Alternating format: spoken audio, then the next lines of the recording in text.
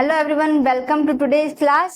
पिछले लेक्चर्स में हमने chapter number 1 number system exercise 1.2 complete कर ली थी और 1.3 के हमने कंसेप्ट्स और एग्जांपल सब कंप्लीट कर लिए थे। अब बचे हैं एक्सरसाइज 1.3 के क्वेश्चंस जो हम आज के लेक्चर में खत्म करेंगे। तो जिन्होंने प्रीवियस लेक्चर नहीं देखे हैं वो अभी आई बटन पे क्लिक करो और जाके पहले वो देखो, क्योंकि जब कंसेप्ट समझ आएगा तभी क्वेश्चन समझ आएंगे। तो बिना किसी देरी के स्टार्ट करते हैं। चैप्टर 1 चल रहा है, नंबर सिस्टम।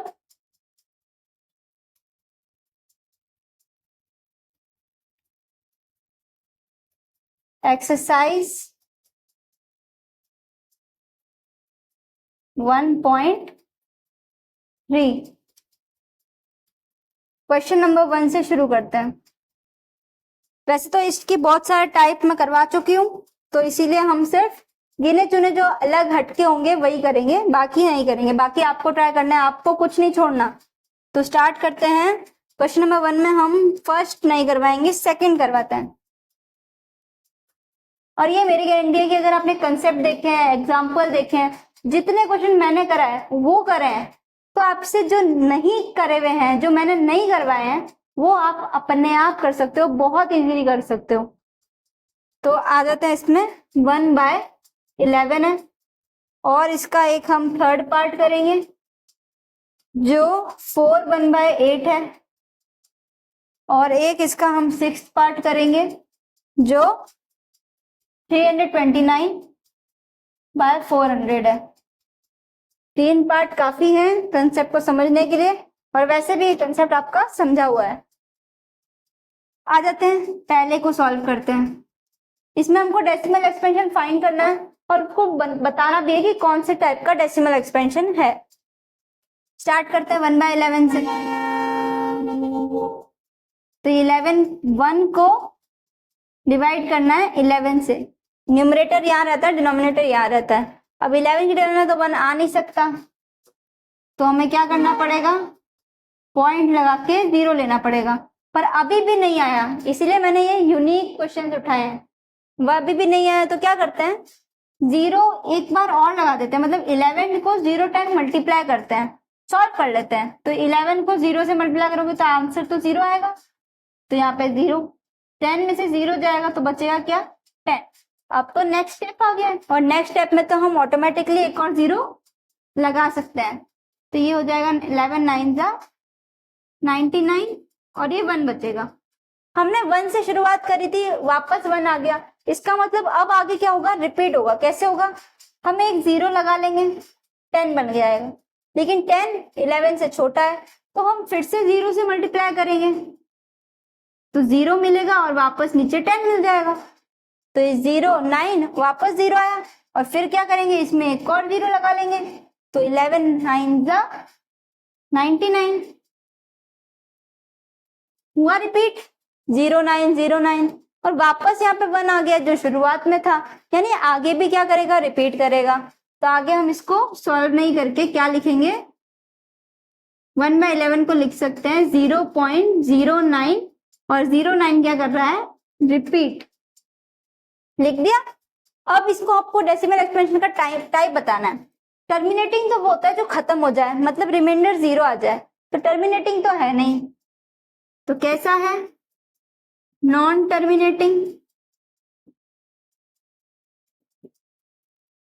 अब रिपीटिंग और नॉन रिपीटिंग, इसमें अगर देखें तो बार आ रहा है, रिपीट कर रहा है, इसका मतलब क्या है, नॉन टर्मिनेटिंग रिपीटिंग। ये हो गया आपका क्वेश्चन नंबर 1 का फर्स्ट पार्ट। अब आ जाओ क्वेश्चन नंबर 1 के सेकंड पार्ट पे। ये कह रहा है 4 1/8 को सॉल्व करो। तो क्या करते हैं, नीचे वाले से मल्टीप्लाई, मतलब 4 × 8 प्लस ऊपर वाला यानी कि 1, और नीचे 8 रहेगा। हम एक्सप्रेशन ऐसे ही खोलते हैं, 8 4 32 + 1 33/8, यानी 4 1/8 की जगह ये लिखा है। अब इसका आपको क्या करना है, डेसिमल एक्सपेंशन। तो ये आपने लिखा 33 को डिवाइड करना है 8 से। 8 के टेबल में तो 8 4 जा 32, तो अब में पॉइंट नहीं लगाना पड़ा, 1 मिल गया। लेकिन अब 1 छोटा है तो अब हम क्या लगाएंगे, पॉइंट लगा के 0 लिखेंगे। 8 1 जा 8, अब आपको रिमाइंडर मिल गया 2। फिर 8 के टेबल में 2 नहीं आता, 20 बनाएंगे इसको, 8 2 जा 16, फिर रिमाइंडर आपको मिलेगा 4 और इसको क्या बनाएंगे 40। अब 8 के टेबल में 40 आता है, बिल्कुल आता है, 8 5 जा 40। तो ये आपका क्या हो गया, सॉल्व हो गया। तो इसका आंसर क्या मिला आपको, यानी कि 4 1/8 को हम क्या लिख सकते हैं, 4.125। रिमाइंडर 0 आ गया। वो डेसिमल एक्सपेंशन क्या होते हैं, टर्मिनेटिंग होते हैं। तो ये क्या हो गया, टर्मिनेटिंग डेसिमल एक्सपेंशन। अब आ जाओ इसके, ये सेकंड पार्ट नहीं है, ये इस क्वेश्चन का थर्ड पार्ट है। और अब आ जाते हैं हम इसकी क्वेश्चन के, ये पहला पार्ट नहीं, ये सेकंड पार्ट है। और अब हम आ रहे हैं इसके सिक्स्थ पार्ट पे, ठीक है। ये भी थोड़ा आपके हिसाब से टफ था, इसलिए मैंने इन्हें चुना है। जो बाकी है वो आपके लिए इजी है, आप आराम से कर सकते हो। 329 को डिवाइड करना है किससे, 400 से। 400 से ये दिख तो रहा है कि ये छोटा है, तो पॉइंट तो लगेगा ही, 0 लगा दिए। अब जितने 0 इधर है उसको इधर से पहले तो छुपा लो। एक 0 है तो इसका भी एक 0 हटा लो, इसका भी एक 0 हटा लो। अब 40 के टेबल में आपको 329 लाना है। 40 के टेबल में क्या लाना है, 329। तो इधर 0 है तो 4 के टेबल में जो भी आएगा उसके आगे हम 0 लगा देंगे। तो हमें क्या लाना है, लास्ट डिजिट भी हटा दो, क्योंकि लास्ट में तो क्या लग जाएगा, 0 लग जाएगा। तो हमें 4 के टेबल में 32 लाना है। आता है क्या, 4 8 जा 32 होते हैं, यानी कि 48 जा क्या हो जाएंगे, 32 तो था और ये 320 छोटा है। अब अगर 4 9 जा जाओगे तो क्या होगा, 36 और आगे एक 0 लग जाएगा, 360, इससे तो बड़ा हो जाएगा। तो कितने टाइम्स गया, 8 टाइम्स, 320 आया था, पर एक 0 हमने इसका छुपा लिया था, तो वो 0 हम इसका अब लगा देते हैं। अब कर दो माइनस, बचेगा क्या, 90 है ना, माइनस करेंगे तो 90 बचेगा। अब 90 400 से छोटा है तो इसको हम क्या बनाएंगे, 900। इधर भी 2 0 है, इधर भी 2 0 है, सब छुपा लो। तो बचा 4 और 9, तो 4 से आपको 9 लाना है। 9 तो आता नहीं है पर 8 आता है 2 टाइम्स, तो 400 2 जा 800 हो जाएगा। फिर यहां से 100 बचेगा। अब 400 की टेबल में तो 100 भी नहीं आता, तो इसको बना दो 1000। इधर के 2 0 गए, उधर से 2 0 गए, तो उधर बचा 4। 4 की टेबल में 10 आता है क्या, नहीं आता, पर 8 आता है। कितने टाइम, 2 टाइम्स। तो ये आपको क्या देगा, 800 वापस देगा। अब इसको माइनस करोगे तो बचेगा आपका 200। अब इधर से भी 2 0 गए और इधर के भी 2 0 गए, इधर बचा 4 और इधर बचा 2, तो 4 की टेबल में 2 आता है। अरे कैसे, 200 तो 400 से छोटा है ना, तो इसको क्या करेंगे, पहले 1000 बनाओ एक 0 लगा के। अब इसके 2 0 हटाओ, इसके 2 0 हटाओ, इधर 4 इधर 20, तो 4 के टेबल में 20 आता है, आता है। कितने टाइम्स, 5 टाइम्स। तो 4 5 अगर 20 होते हैं तो बाद में अगर 2 0 लगाएंगे तो 2000 हो जाएगा। रिमाइंडर क्या आ जाएगा, 0। इसका मतलब 329/400 को 0.8225 लिख सकते हैं। बताओ कौन सा एक्सपेंशन है, 0 आ रहा है तो टर्मिनेटिंग ही होगा।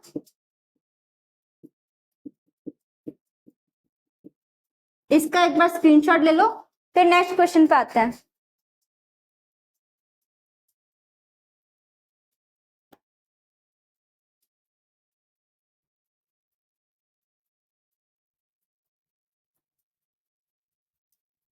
क्वेश्चन नंबर 2, वैसे तो ये भी कंसेप्ट में करवा रखा है, पर फिर भी एक बार बता देते हैं।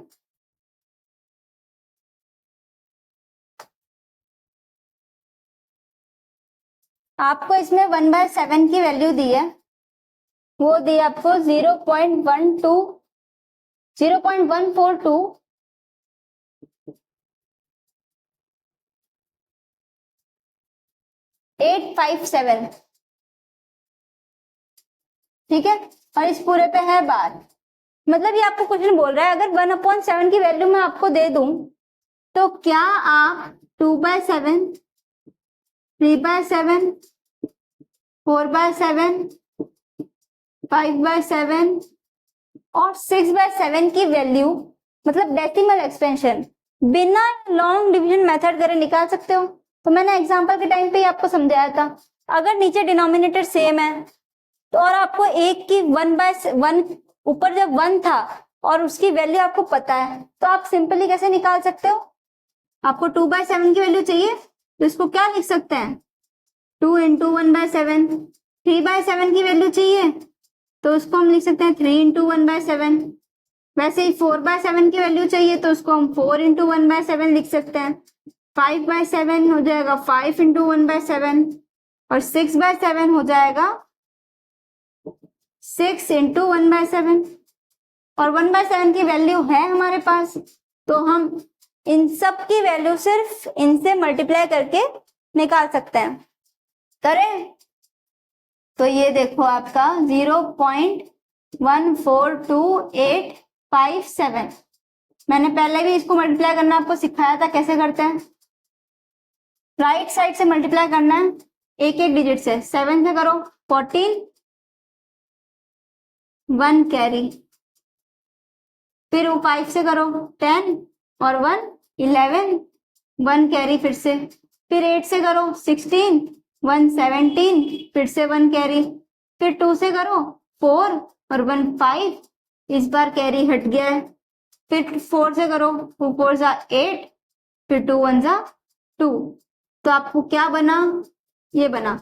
बार ऊपर था तो बार इस पे भी रहेगा। वैसे ही बाकी सबको भी आप मल्टीप्लाई कर सकते हो अलग अलग नंबर से, तो एक बार इधर लिख लेते हैं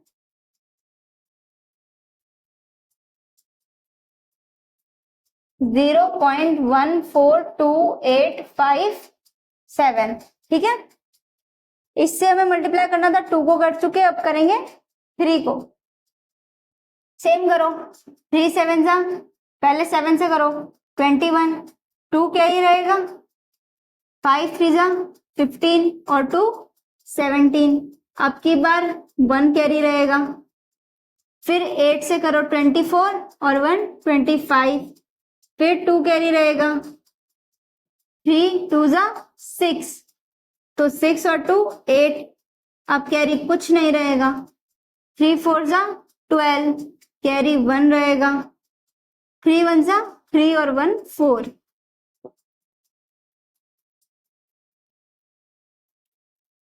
ये आ गया आपका 3 से मल्टीप्लाई करने पे। कैलकुलेशन मिस्टेक हुई हो तो चेक कर लेना एक बार, बाकी खुद मल्टीप्लाई करके आप लिख सकते हो, ठीक है। 2 से मैंने कर दिया, बाकी से आप कर लेना, 4 से करना, 5 से करना, 6 से करना, सिर्फ मल्टीप्लाई करना है और आंसर लिखना है। इसका एक बार स्क्रीनशॉट ले लो, फिर नेक्स्ट।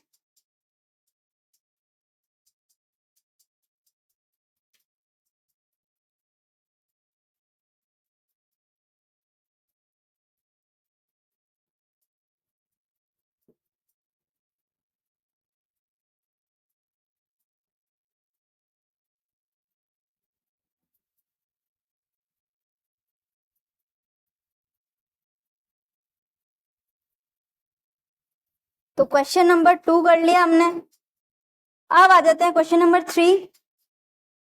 इसके भी मैंने आपको बहुत सारे एग्जाम्पल्स करवा रखे हैं, पर फिर भी एक करवा देते हैं, बाकी 2 आप लोग खुद करोगे। सेकंड मैं करवा देती हूँ,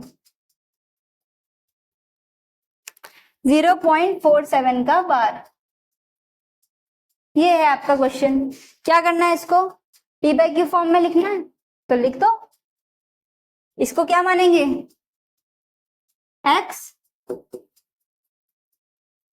7 के ऊपर बार है, मतलब 7 क्या है, रिपीटिंग है, इसको हमने क्या मान लिया, x, ठीक है। अब जिसको x माना है उसके ऊपर बार कितने डिजिट पे है? 1 पे। तो 1 0 वाला नंबर मतलब कि 10 से इसको क्या करेंगे? मल्टीप्लाई करेंगे। मल्टीप्लाई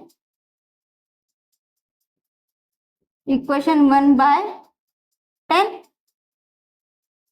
तो 1 को क्या करो? 10 से मल्टीप्लाई करो।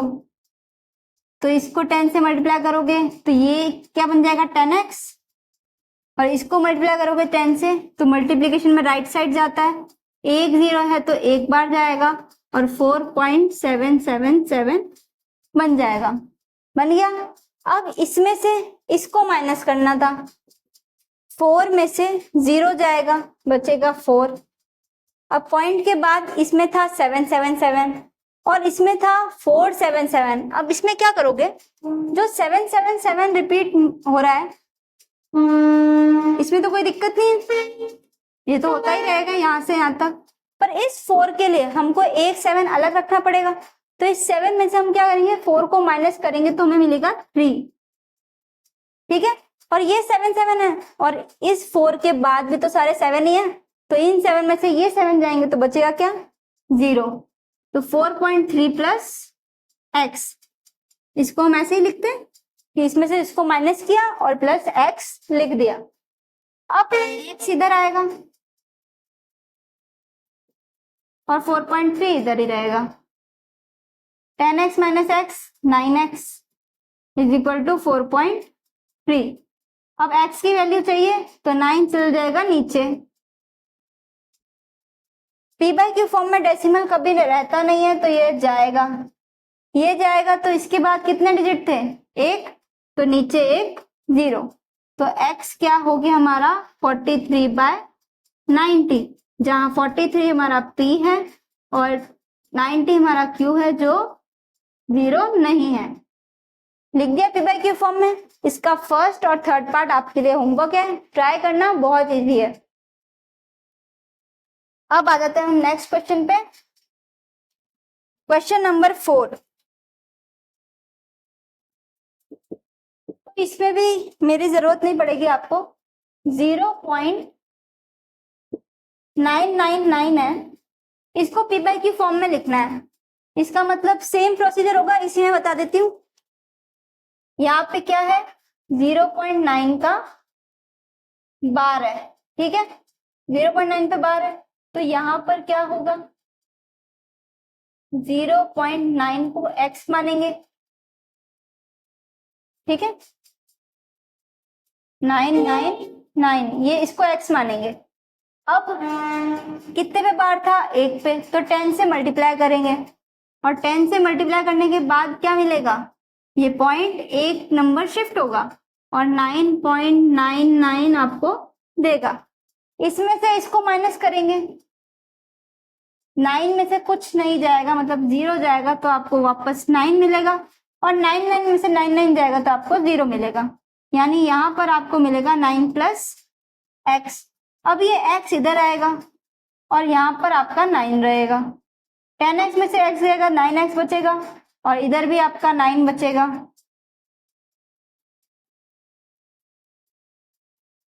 ठीक है। अब ये x की वैल्यू चाहिए तो ये 9 मल्टीप्लाई में था, इधर डिवाइड में जाएगा और 9/9 आपको दे देगा और 9 1 जा 9, 9 1 जा 9, यानी x की वैल्यू आपको क्या मिल जाएगी? 1। क्वेश्चन यही आपको बोल रहा है कि जब हमने स्टार्ट किया 0.9999 से करा और जब आपने इसको p बाई क्यू फॉर्म में लिखा तो आंसर 1 आ गया। तो 0.99 इस 1 के बराबर क्यों है? तो अगर हम देखें तो यहाँ पे सिर्फ 0.9 नहीं लिखा था, यहाँ खत्म थोड़ी था, चलता जा रहा था, मतलब 0.9999 इंफिनिटी तक। अगर आपको पता हो एक नंबर लाइन होती है, ये 0 होता है, ये 1 होता है। अगर मैं बोलूं इसको मार्क करो तो 0.5 यहाँ पे होगा लगभग, क्योंकि 0.5 मतलब आधा होता है और 0.9 यहाँ पे कहीं पे होगा, खत्म होने वाला है। लेकिन ये 9999 जो चल रहा है ये लगभग इसको इसके पास ले जाएगा, मतलब अगर ये है भी अलग तो 1 के बिल्कुल अटैच्ड है, मतलब 1 के बहुत ज्यादा करीब है, मतलब 1 के बराबर ही आप उसको मानना पड़ेगा। क्योंकि वो इतना ज्यादा 99 आपको लिखा हुआ है, जैसे 4 पॉइंट भी अगर हम 999999 लिख देंगे तो ये भी किसके पास चला जाएगा, 5 के पास। ठीक है, तो इसीलिए जब हमने इसको सॉल्व किया तो हमें क्या मिला, 1 मिला। अब आ जाते हैं क्वेश्चन नंबर 5। इतनी बार लॉन्ग डिवीजन करवा चुकी हूं तो अब इसको तो मैं नहीं करवाऊंगी। आप लोग सब बहुत होशियार हैं और इसको इजीली कर सकते हैं। कोई डाउट हो तो बाकी कमेंट सेक्शन में लिख सकते हो, बाकी इसमें कोई डाउट आएगा नहीं। अब ये मत बोलना कि 17 का टेबल नहीं आता है, वो नहीं आता तो इसमें डाउट है। क्या पूछ रहा है क्वेश्चन, 1/17 है तो जो रिपीटिंग ब्लॉक्स होते हैं ना, जैसे इसमें 9 था रिपीटिंग ब्लॉक के अंदर, जिस किसी किसी में 27 था तो 27 रिपीट होता है। तो ये पूछ रहा है कि जब अपन 1/17 का लॉन्ग डिवीजन करेंगे तो कितने रिपीटिंग ब्लॉक मिलेंगे, मतलब कितने नंबर मिलेंगे जिनके ऊपर बार आएगा। तो ये मैं कैसे बताऊंगी, ये आपको सॉल्व करना पड़ेगा। जिनको 17 का टेबल नहीं आता है वो लिख लेना, पूरा 10 तक कहीं रफ में लिख लेना और फिर इसको सॉल्व करना। इसका आपको आंसर मैं बता देती हूँ क्या आएगा। 1/17 को जब आप लॉन्ग डिवीजन से लिखोगे तो 16 डिजिट्स रिपीट होंगे, मतलब कि जो यहाँ पे सिर्फ एक डिजिट पे बार था वो 16 डिजिट्स पे बार मिलेगा आपको। इसलिए बहुत लेंदी भी है। और कंसेप्ट क्या है, लॉन्ग डिवीजन इतनी बार कर चुके हो, आपको आता है, तो मेरा सिखाने का तो कोई इसमें काम है नहीं, आपका करने का है, तो आप कर लेना।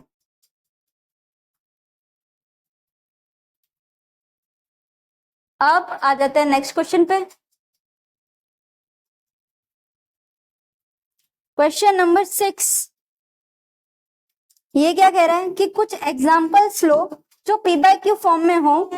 पी एंड क्यू तो इंटीजर्स हो लेकिन उनके पास एक से ज्यादा कोई फैक्टर ना हो, मतलब कॉमन फैक्टर ना हो। अगर उनके फैक्टर्स हैं तो उनमें कुछ भी कॉमन ना बचे 1 के अलावा। इसका मतलब वो कैसे नंबर हैं, जिनका कॉमन फैक्टर सिर्फ 1 हो, वो नंबर्स होते हैं कोप्राइम। ठीक है, तो हमें ऐसे नंबर्स लेने हैं जो कोप्राइम हो और पी बाय क्यू फॉर्म में हो, इंटीजर्स हो, और साथ ही साथ उनका जो डेसिमल एक्सपेंशन है वो टर्मिनेटिंग हो। अब आप बोलोगे कि हम एग्जाम्पल में कहाँ से लाएंगे ऐसे, मतलब एग्जाम में कैसे लाओगे ऐसे, तो एग्जाम में इस टाइप के क्वेश्चन नहीं आते आपके, पर मैं एक बार ये करवा देती हूँ। क्वेश्चन नंबर 6, ऐसे आपको एग्जाम्पल्स लेना ना, तो एक बार हम लेते हैं इसके एग्जाम्पल। तो ले लो 1/2 और ले लो 1/4 और ले लो 5/8 और आप ले सकते हो यहां से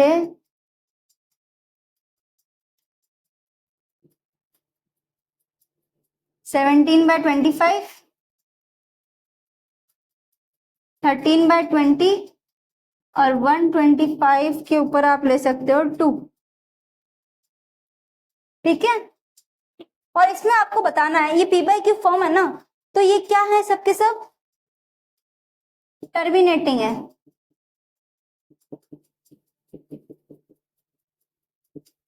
अब ये अगर टर्मिनेटिंग है तो ऐसी क्यू में ऐसी क्या खासियत है वो आपको ढूंढनी है कि इस क्यू की वजह से ये क्या है, टर्मिनेटिंग है। तो क्यू की खासियत बतानी है ऐसी क्या है। तो हम क्यू की खासियत बताने के लिए पहले हमें क्यू पता तो करना पड़ेगा, क्यू क्या है। तो क्यू पता कर लेते हैं। 1/2 में क्यू क्या है, 2 है। हमने इस चैप्टर में एक ही चीज सीखी है नंबर्स के बारे में, उनका प्राइम फैक्टराइजेशन निकालना। तो इस 2 का भी अगर आप प्राइम फैक्टराइजेशन निकालोगे तो क्या मिला, 2 इंटू 1। वैसे ही 1/4 में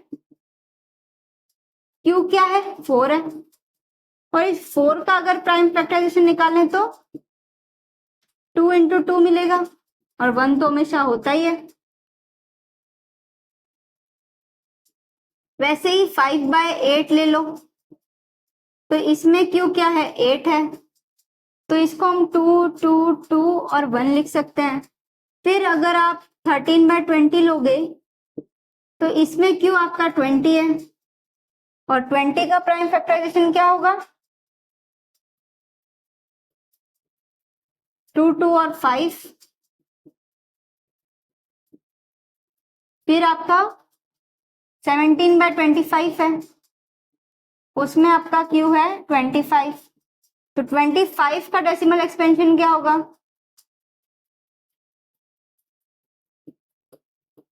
55 और 2/125, इसमें आपका जो Q है वो है 125, तो इसमें आपका डेसिमल एक्सपेंशन क्या होगा? 5, 25, 5 5 25, 5 1 5, यानी 5 × 5 × 5 × 1, यही था। अब आपको इसी क्यू की कुछ खासियत ढूंढनी है। क्या खासियत है? इसके प्राइम फैक्टर्स में क्या आ रहा है? 2, इसके प्राइम फैक्टर्स में क्या आ रहा है? 2, इसके में क्या आ रहा है? 2, इसके में 2 and 5, इसके में सिर्फ 5 और इसके में सिर्फ 5। तो अगर मैं इनकी खासियत ढूंढूं तो मुझे क्या मिली कि इसके प्राइम फैक्टर्स में या तो 2 है या 5 है या दोनों है, तो यही इसकी खासियत हो जाएगी। प्रॉपर्टी जो हमें फाइंड करनी थी, प्रॉपर्टी ऑफ क्यू क्या है? क्यू मस्ट हैव 2 और 5 और बोथ, या तो 2 या 5 या दोनों होने चाहिए एज प्राइम फैक्टर्स। तो Q मस्ट हैव 2 और 5 और बोथ एज प्राइम फैक्टर्स। अगर Q के पास ऐसा कंडीशन है और P एंड Q क्या है? इंटीजर्स हैं, साथ ही साथ दोनों का 1 के अलावा कोई भी प्राइम फैक्टर नहीं है या फिर को प्राइम है, तो ऐसे कंडीशन में इनका डेसिमल एक्सपेंशन क्या होगा? टर्मिनेटिंग होगा। इसका एक बार स्क्रीनशॉट ले लो, फिर हम नेक्स्ट क्वेश्चन पे आते हैं।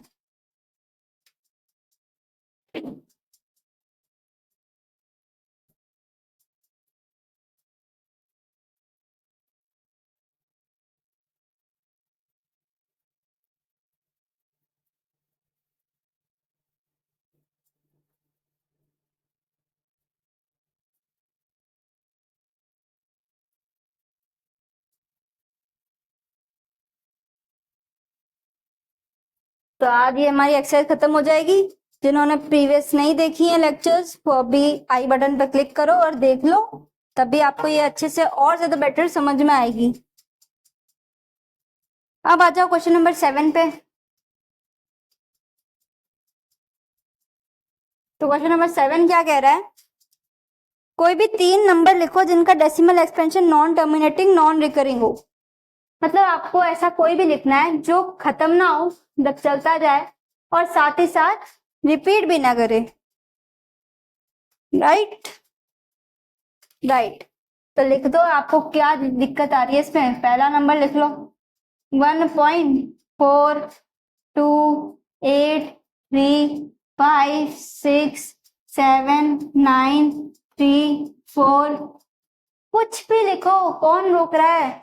खत्म नहीं होना चाहिए, रिपीट नहीं करना चाहिए, जितने नंबर तक लिखो लिखो, नहीं तो फिर डैश डैश लगा के छोड़ दो। सेकंड नंबर लिख लो 0.0100100001, ये सबसे फेमस है क्योंकि ये बहुत इजी है, सिर्फ 0 और 1 से बन जाता है। ऐसे ही अगर आप चाहो तो 12 बना लो, 1 2 1 1 2 1 1 1 2, ठीक है? तो ये 3 आपके एग्जाम्पल हो जाएंगे। क्वेश्चन नंबर 8, इसमें कह रहा है आपको 3 डिफरेंट इरेशनल नंबर फाइंड करना है 5/7 और 9/11 के बीच में। वैसे तो ये भी करवा चुकी हूं, पर फिर भी एक बार देख लेते हैं। जब भी इनके बीच में इरेशनल नंबर निकालना है, इरेशनल का मतलब क्या होता है? Non terminating plus non repeating, ठीक है? तो इसकी पहचान कैसे हो रही है? इसके डेसिमल एक्सपेंशन से। बिना डेसिमल एक्सपेंशन के हम इनके बीच में कैसे निकाल सकते हैं इरेशनल? तो इसका क्या करेंगे? डेसिमल एक्सपेंशन करेंगे। किससे करेंगे? लॉन्ग डिवीजन से करेंगे। तो 5 को 7 से डिवाइड करना है, 0.77 49, 1 और ये 10 बन जाएगा, 7 1 7, 3 बन जाएगा,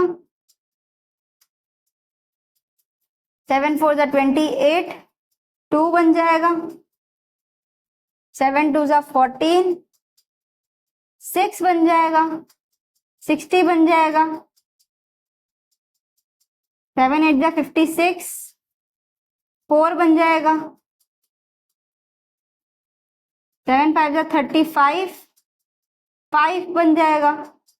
तो यानी कि इतने स्टेप्स लगे, लेकिन हमारा 5 हमें वापस मिल गया। जहां से हम शुरू हुए थे वापस वहीं पे आए हैं। तो इसका मतलब इसके आगे क्या करेगा? ये रिपीट करेगा, यानी कि 7 से शुरू हुआ तो वापस 7 आएगा और ये रिपीट करेगा। तो इसका डेसिमल एक्सपेंशन हमने क्या निकाल लिया? ये निकाल लिया। अब 9/11 का भी निकालो। तो 0.90, 11 8 88 और 2 बचेगा और ये 20 बन जाएगा, 11 बन जाए 11 और यहाँ पे 9 बचेगा, 90 बन जाएगा। 90 से शुरू किया था वापस 90 पे आ गए, यानी रिपीट करना शुरू कर दिया। 8 से शुरू किया था वापस 8 आएगा। तो अब हम 5/7 को क्या लिख सकते हैं? 0.714 2857, 7 से रिपीट करेगा तो ये आपका यहाँ पे खत्म। फिर 9/11 को क्या लिख सकते हैं? 0.81, इसके बाद वापस रिपीट करेगा। इन दोनों के बीच में इरेशनल नंबर फाइंड करना है, 3 वो भी,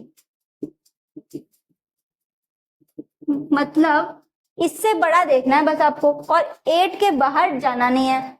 मतलब 8 1 के अंदर अंदर होना चाहिए और 7 1 के बाहर बाहर होना चाहिए। तो कर लो, कोई भी नंबर ले लो, 0.7 के बाद 2 ले लो, 0 1 0 0 1 0 0 0 1। कर रहा है क्या रिपीट? नहीं कर रहा।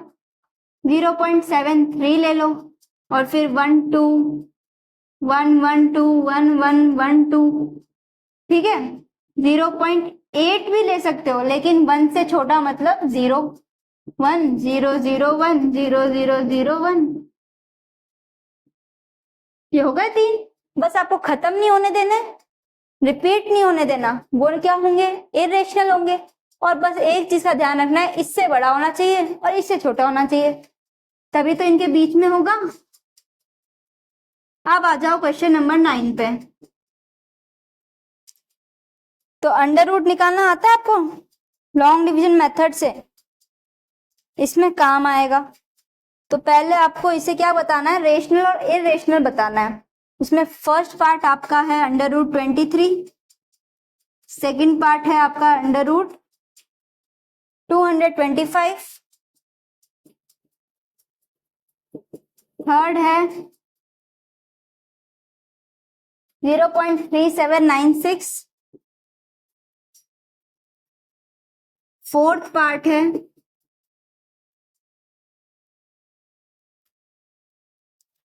7.478,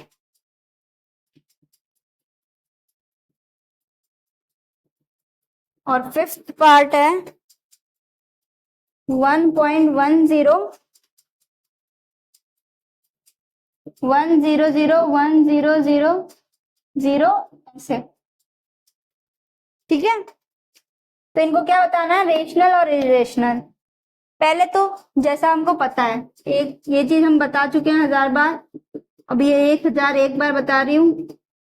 रेशनल कौन होते हैं? या तो टर्मिनेटिंग हो या फिर नॉन टर्मिनेटिंग है तो साथ साथ रिपीटिंग भी होना चाहिए, ठीक है। या तो टर्मिनेटिंग या फिर नॉन टर्मिनेटिंग रिपीटिंग। और इसके अंदर सिर्फ एक ही कैटेगरी आती है, नॉन टर्मिनेटिंग होना चाहिए प्लस नॉन रिपीटिंग होना चाहिए। तो डेसिमल एक्सटेंशन तो आप लोग मुझे बताओ 478 478 रिपीट कर रहा है, खत्म नहीं हो रहा, रिपीट कर रहा है, खत्म नहीं हो रहा, रेशनल। क्या है? रेशनल नंबर है। सेकंड, खत्म नहीं हो रहा पर रिपीट भी तो नहीं कर रहा, यहाँ पे 10 था, फिर 100, फिर 1000, तो नॉन रिपीटिंग है, नॉन टर्मिनेटिंग है, तो ये कैसा हो जाएगा? इरेशनल। ठीक है, ये तो आगे जा ही नहीं रहा, खत्म हो गया, टर्मिनेट कर गया, रेशनल है।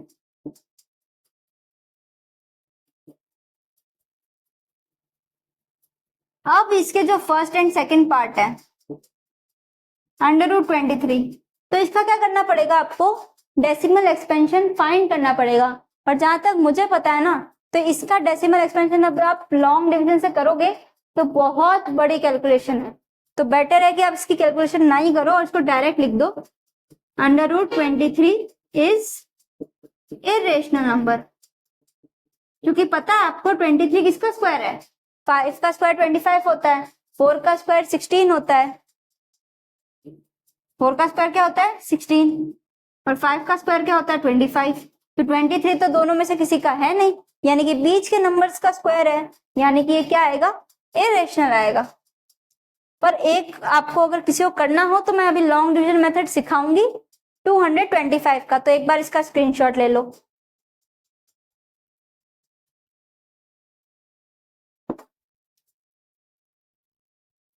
बस इतनी सी जगह चाहिए मुझे।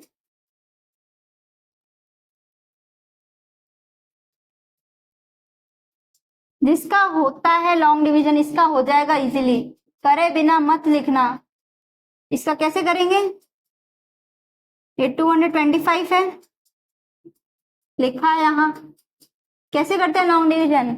एक बार सीख लो जिनको नहीं आता है। राइट साइड से 2 के पेयर बनाते हैं, तो ये बन गया 25 का पेयर, और इसका नहीं बना तो ये कैसा रहेगा? सिंगल रहेगा। अब ऐसा नंबर ढूंढना है जिसका स्क्वायर करने पे या तो आपको ये 2 मिल जाए या 2 से छोटा, तो 1 का स्क्वायर 1, 2 का स्क्वायर 4, तो 4 तो 2 से बड़ा हो जाएगा, यानी 1 का स्क्वायर, तो वो 1 इधर रहेगा, और 1 से 1 टाइम करने पे हमको क्या मिलेगा? 1, 1 1 जा 1, तो 2 में से जब 1 जाएगा तो बचेगा 1, और ये 25 नीचे कॉपी। अब क्या करना है? जिस नंबर से आपने अभी इसको मल्टीप्लाई किया था उसी नंबर को प्लस करना है, यानी 1 में इस 1 को ऐड करना है, तो क्या बचेगा? 1 में जब 1 ऐड करोगे तो आपको मिलेगा 2। अब 2 के आगे एक स्पेस छोड़ देनी है, एक डिजिट की, और उसमें एक ऐसा नंबर रखना है जिसको रखने से जो नंबर बनेगा उसको इसी नंबर से मल्टीप्लाई करने पे आपको या तो ये मिल जाए या इससे छोटा। अब मैं कह क्या रही हूं, जैसे ये 2 है, तो अगर 2 के आगे हम 1 रखते हैं तो हमें इसे 1 से ही मल्टीप्लाई करना पड़ेगा, हम किसी और नंबर से नहीं कर सकते। तो क्या मिलेगा?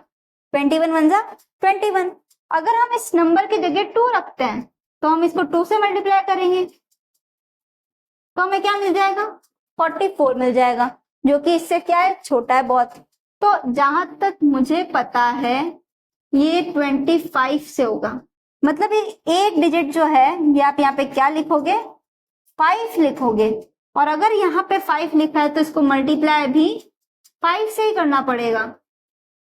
5 5 का 25, 2 कैरी, 5 2 10 और 2 12, क्या आया?